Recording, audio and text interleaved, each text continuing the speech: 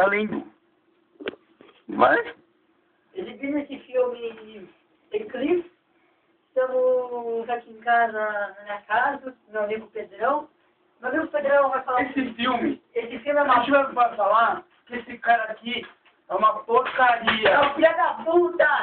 Caramba. Ele é um viado. Tem um monte de cara que é tudo viado nesse filme. Isso. Então, meu, a gente vai se ferrar esse cara aqui. Isso. Olha, a gente gasta tanto, você perde tanto tempo. Na rede Cinemark, a gente agradece... Pois é, a cara. Rádio Pois Cinemark. é, você perde tanto tempo. Pô, Aí, ó, no meio dessa escuridão.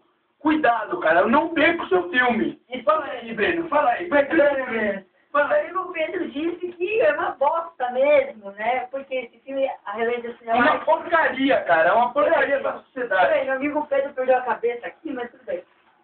Eu acredito que o Cinemark, né, gente, em Santa Cruz, a gente foi da cinema... Essas mulheres, cara, não sei como que vê a sociedade deles. É, isso mesmo. Não vão nesse cinema, Cinemark, não é Cinemark, que é uma bosta. Quem assiste filme, eu prometo que corta a Sabe qual cabeça. sala que a gente pegou? A sala 6. Ela fez em Santa Cruz, que é uma bosta.